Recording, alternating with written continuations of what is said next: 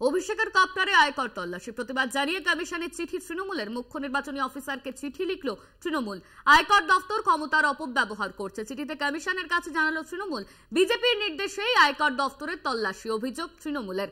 তৃণমূলকে হেনস্থা করতে পয়লা বৈশাখের দিনকে বেছে নেওয়া হয়েছে, উৎসবের দিনে হেনস্থা করতে বেছে নিয়েছে বিজেপি।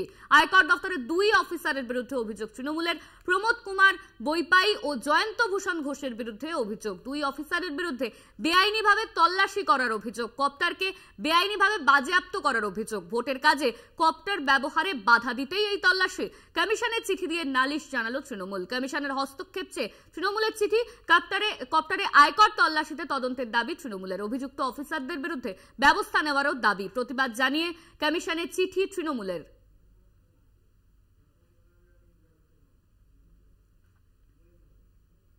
দাবি করা হচ্ছে, পরিষ্কার বোঝা যাচ্ছে যে ইনকাম ট্যাক্স এই ধরনের ডিপার্টমেন্টগুলো বিজেপির পোষা চাকর বাকরে পরিণত হয়েছে। আজকে এনআইএ বিজেপির চাকর, ইনকাম ট্যাক্স বিজেপির চাকর, ইডি বিজেপির পোষ্য ভৃত্যে পরিণত হয়েছে। পুরো দর্থহীন ভাষায় বলছি যে নির্লজ্জ আক্রমণ, যেখানে কিচ্ছু পাওয়া যায়নি, শুধুমাত্র পাবলিক ডোমেনে মেলাইন করার জন্য, অভিষেক বন্দ্যোপাধ্যায়ের প্রচার সূচিকে বিঘ্নত করার জন্য। ঠিক এই একই কাজ মহুয়া মৈত্র সময় দেখেছি ইডি সিবিআই কে লাগানো হয়েছে। আজকে অভিষেক বন্দ্যোপাধ্যায়ের ক্ষেত্রে এই নির্লজ্জ কৃতদাসত্ব যেটা এজেন্সি করছে, এজেন্সিকে ফল ভুগতে হবে। আর তো 2 মাস, এরপরে তো বাবারা থাকবে না, কাকারা থাকবে না, মোদী অমিত শাহ থাকবে না। এই ইনকাম ট্যাক্স, এই এনআইএ, এই এনফোর্সমেন্ট ডিরেক্টরেট, এদেরকে কাজ করতে হবে ভারতের সংবিধান মেনে। মোদীজির কথা এদের কাজ করলে কিনবে না, এটা এদের বোঝার সময় হয়েছে। যত তাড়াতাড়ি বোঝে এদের জন্য তত মঙ্গল। বিষয় হচ্ছে যে সে যে তার হাজার হাজার পাতার হিসাব জমা দিয়েছে, তাতে অনেক অসঙ্গতি দেখা দিয়েছে। সেই সমস্ত অসঙ্গতির তদন্ত চলছে।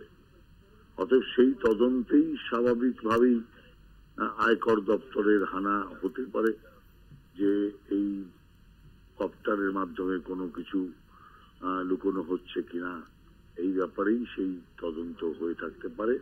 অতএব যদি তিনি ক্লিন হতেন তাহলে সবার কাছে এটা একটা অবাক লাগতো, যেহেতু যার কপ্টারে এই হানা, তিনি যেহেতু কোনো দিক দিয়েই রোগমুক্ত নন, সেই কারণের জন্য আমি মনে করি বাংলার মানুষ এটাকে স্বাভাবিকভাবেই নেবে।